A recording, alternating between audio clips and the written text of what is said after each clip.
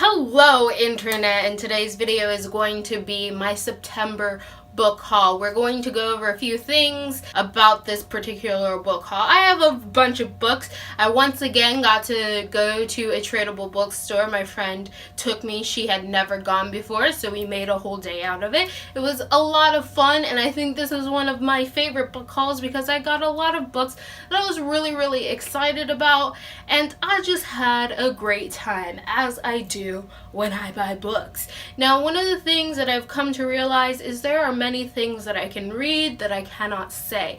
One of it being names. And while I find it rude and disrespectful to pronounce people's names wrong, I am very understanding as I have a name that many people can't pronounce because they have never seen it before.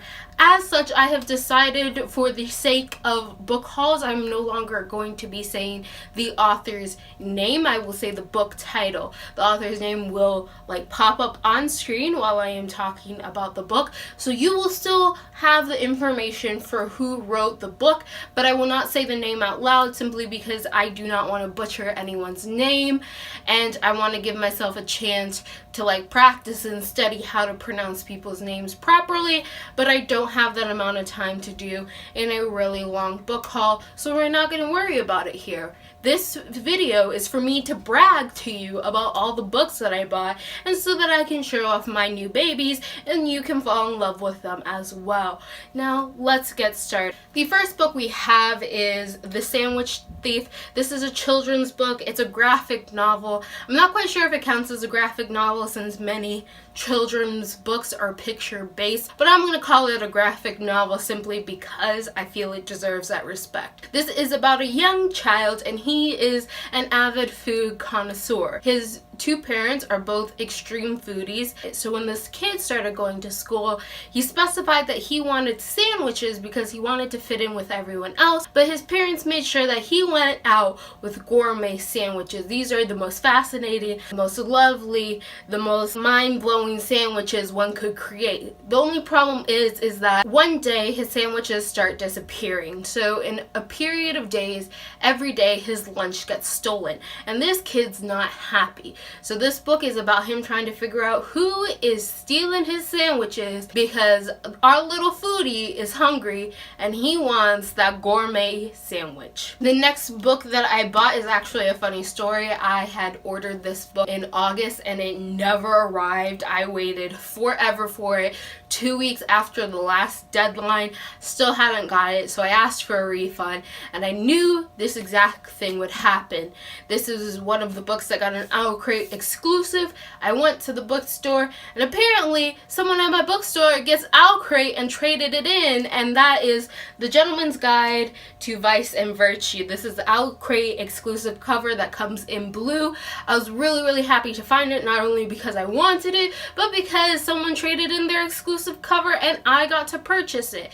This is about a young lord, and he is currently on his tour of the continent. Our young Monty is a bisexual male character, and he is in love with his best friend Percy, who is a half-black young gentleman. Now, they go on this huge adventure touring the continent and get into a lot of trouble because Monty is just a tiny bit of a troublemaker. Next, we have Furthermore. This is the first book in a series. The second book is coming out in November, and I will be purchasing it because I found this book rather lovely. I'm not quite sure how to explain this book to you because I've heard explanations before. They didn't do this book justice, and I don't think you can fully comprehend this book unless you read it. So this book is about a young girl, and in her town, color means everything. Color is magic. It is so important to her society. However, she was born without pigment. She is an albino in a world that lives by color, and this kind of puts her at a disadvantage in society as she's looked down upon sometimes for not having color. Her father disappears years previously, and she joins a boy on a quest to find her father, and they end up in this world called Furthermore. Furthermore is a world of illogical logic. Nonsense makes sense. It's kind of Wonderlandian, but a lot more menacing. And I truly enjoyed it because I love the concept of Furthermore, but I know other people were so about it. So this was rather lovely, and I am really excited to read the second book in the series called Witchwood. Next we have Wires and Nerves. This is the first volume. It is a part of the Lunar Chronicles series. It follows one of the characters mentioned over and over in Lunar Chronicles, Aiko, an android. And in this, it is focusing on cleaning up the mess after the Lunar War and cleaning up all of the defected werewolf soldiers that have been left behind on Earth, and Aiko is in charge of bringing them back home to Lunar so that they can get rehabilitation and some form of protection. Next, we have Arun and Rising, and this is the last book in the Grisha trilogy. I had already read the Grisha trilogy previously, and I actually owned this book in hard copy, but when I saw it at the bookstore, I decided to buy it in paperback because my first two books of the Grisha trilogy are in paperback, and I am a stickler for matching formats. It's just what I prefer. I like everything to look uniform. It looks beautiful to me, so that's what I like. However, I kind of feel cheated because I found out after I bought this one that this one has bonus content. It says so on the cover. I did not realize that my original OG hardback did not have bonus content. I simply assumed it must have because my other two did, so I was like, oh, you probably have bonus content in that. Only to get back to my room to find out, no, I didn't, and the bonus content in this one is the Darkling.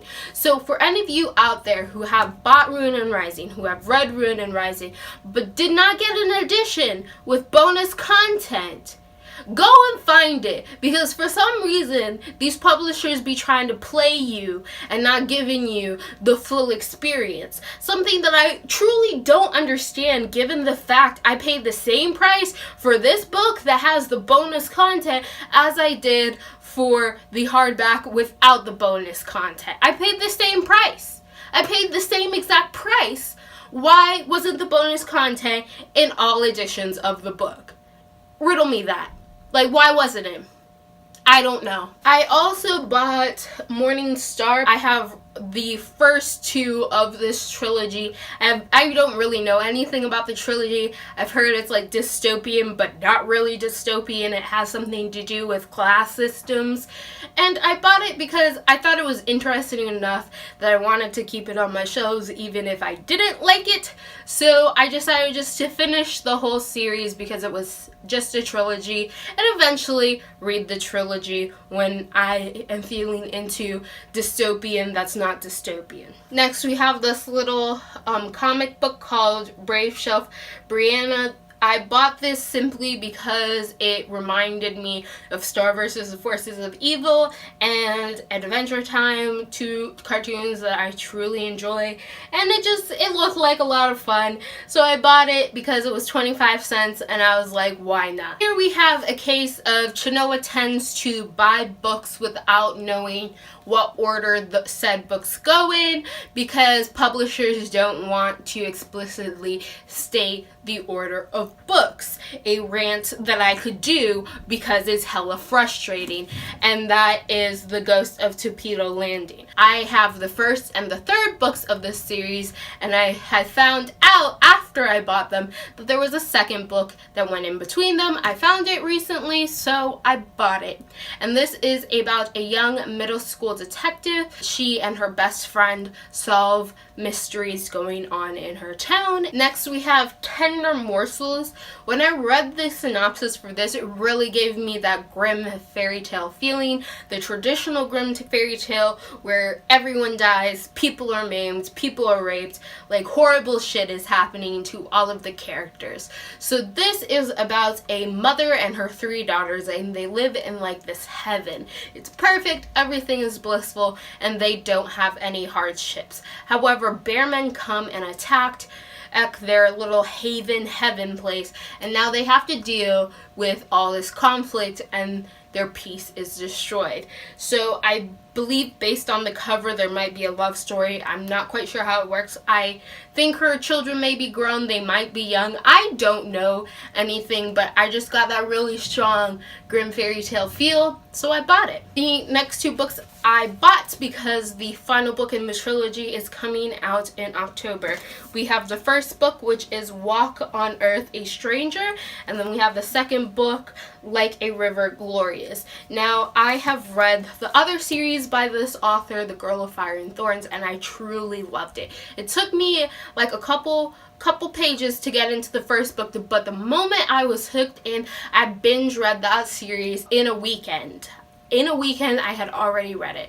The third book to this series is coming out in October, so I figured I was going to support my girl. I was going to buy the whole trilogy and sit down one weekend and read it all. And this is about a girl who lives in the gold rush period. She can seek out precious metals. Like, she has a gift that allows her to know exactly where all precious metals are and where gold can be found. Of course, that would put her in a lot of danger because people are assholes and they are more than willing to enslave her and keep her for their own malicious goals. Next, we have Milk and Honey. This is a poem collection.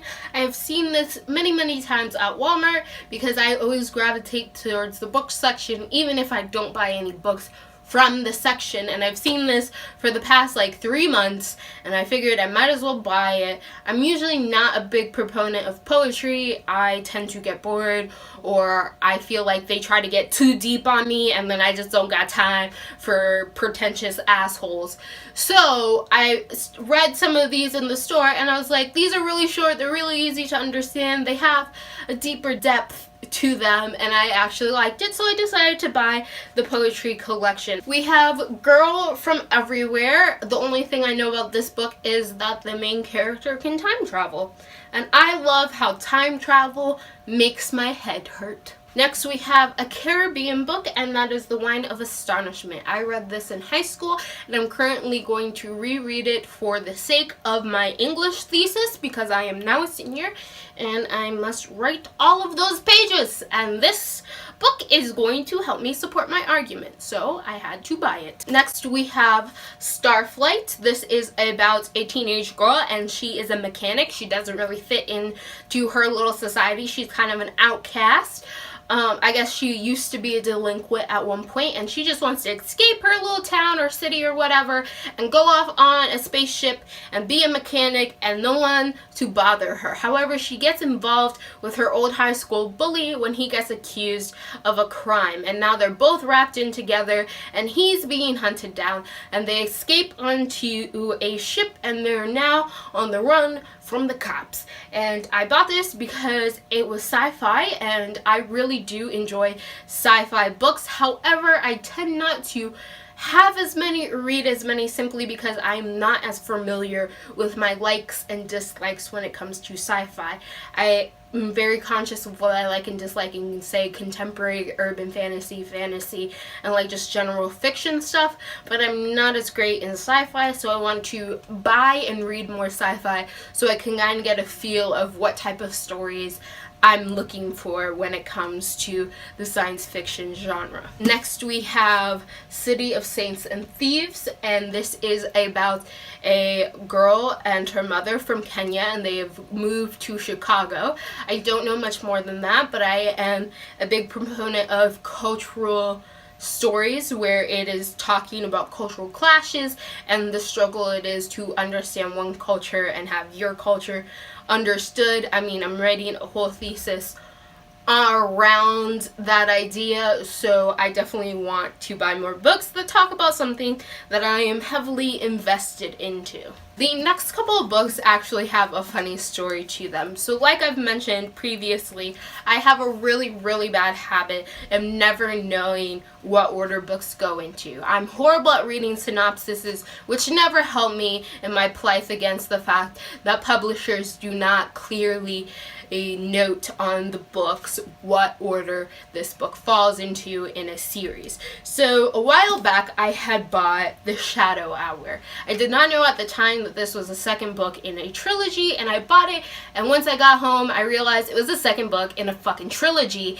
and I didn't know because I can't read synopsises, and it was not clearly stated enough that even my simple mind could comprehend that this wasn't the first book, but I wasn't too mad because it's a really pretty cover. So when I went to the bookstore a couple weeks ago, I saw, guess what? The third book in this trilogy. Now, I bought this one because I knew it was a third book.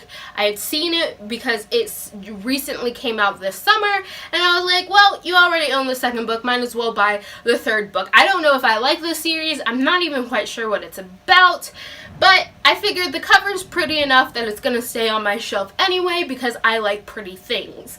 So after buying this third book, as soon as I got home from the bookstore, I decided, well, the smart thing and the thing you might as well do now is buy the first book. So now I have Girl at Midnight, which is the very first book in this trilogy. And as far as I'm aware, the whole trilogy is revolves around this war between these bird people and these dragon people, and they are seeking this like phoenix bird that can grant wishes and solve problems and stuff like that, because some sides don't want to continue to fight all the time. So I thought that was really funny that I went from second book, third book to first book because I can never do anything the proper way. Also, publishers, if you're watching this video or if you're connected to the publishing industry in any way, put on your freaking books the number that it is. Put on the spine of the book, this is book number 1, this is book number 2, this is book number 3. So it's explicitly stated. Even if it's a standalone, I am calling for you to still put a number on there because I just want to know. Alright? It doesn't need to be big. It can be on the inside. It can be like, dedicate a whole page to saying, this is book 1. Just so that I can know. That would be helpful. That would be extremely helpful. Do that. Do that. I'm calling all book people. Put that down. So I can stop buying books out of order. I'll still buy your books. That's not my problem. I just want to be aware if I'm buying book number 2 while I'm purchasing book number 2. The next couple books are also in a series, and that is Frontlines, and then the second book, Silver Stars.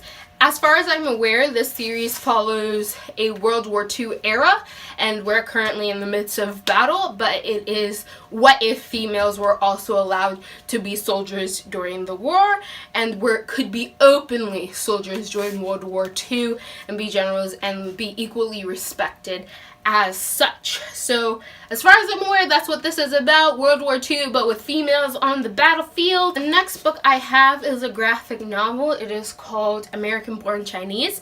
I'm assuming it is about an American born Chinese. Just a wild guess. Yeah. The next book I have is actually a book I read a long time ago as a kid, and that is The Misfits.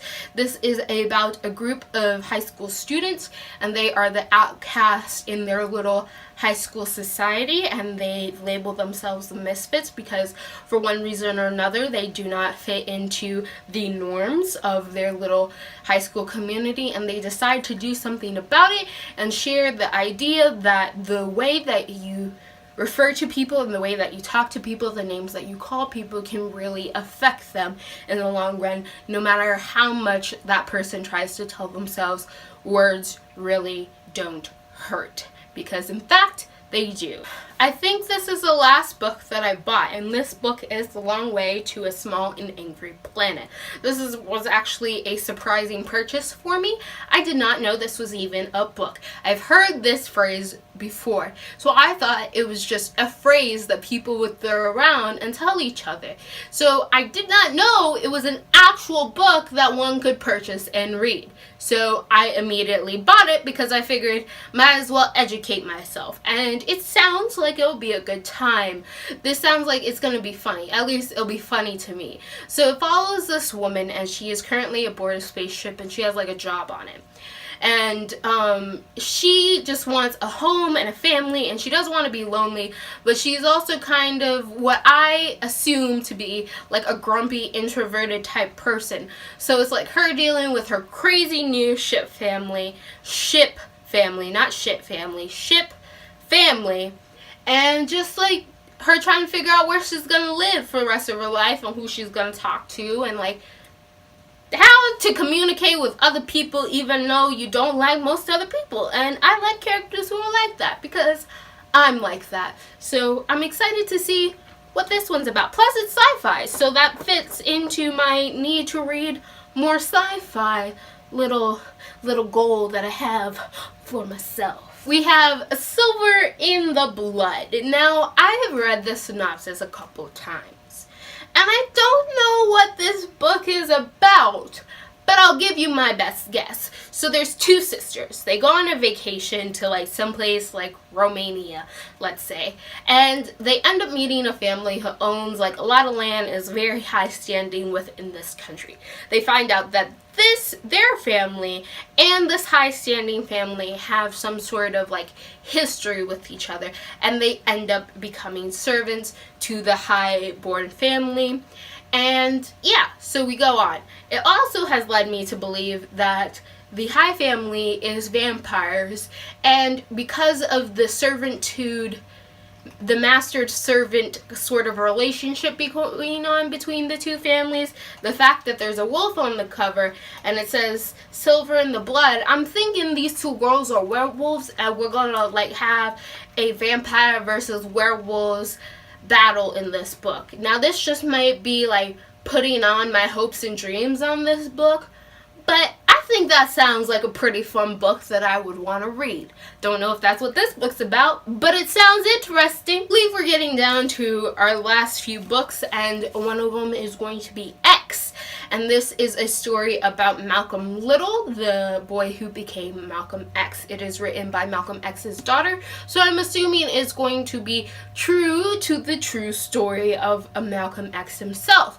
So I have always heard of Malcolm X. I grew up with civil rights activists for grandparents, so I watched a lot of documentaries about the civil rights movement, about the leaders in charge of it.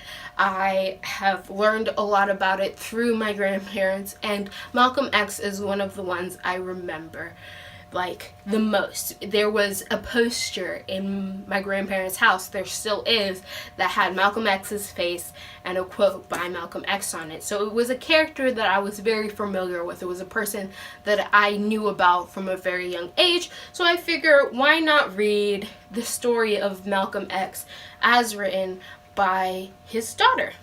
I believe this is the last book that I bought in September. I'm not quite sure. I like to put my books back on my shelves, and I don't have my journal with me to like make sure that I'm going through the list properly. So let's just say this is the last book that I bought, and that is It by Stephen King. And I recently watched the new It movie. I really enjoyed it. I found it to have a very creepy, disturbing atmosphere. It wasn't scary, but it was scary in the sense of how disturbing a lot of the adults were in it. I was more terrified of the town of Derry than I was of the clowns. I was like, Pennywise, he was disturbing, but I was like, yeah, if I had to eat kids to survive, I'd do it too. But the town was super disturbing. So I bought this book because I want to learn more about the town of Derry and what makes these adults so morbid and disgusting. And in a book this big, I assume that I'll eventually learn. I think those were all the books that I bought in the month of September. I mean, I also got this little Harry Potter Funko Pop. It's from the Order of the Phoenix when he just came out of the ministry, and he got the little prophecies before he drops it like a little butthole because he don't know how to use his pockets right, you know. So yeah, I got this. That's nice. He can face off with my Dementor down here. But otherwise, I think that's it. I think those were all my bookish purchases. If you saw any books that I mentioned here that you find really intriguing, if you know any of the true summaries to the books that I have mentioned here, comment down below, let me know. If you think that publishers should really start putting numbers on the spines of books, then comment down below or like this video to show that you agree with my very smart idea, because I'm tired of buying books without realizing that they're the second or third book. Just saying, I would like a little forewarning. Also, if you like what you're seeing here, you want to continue to see more, you click all those bunnies down below. Thank you guys for watching, and goodbye, internet.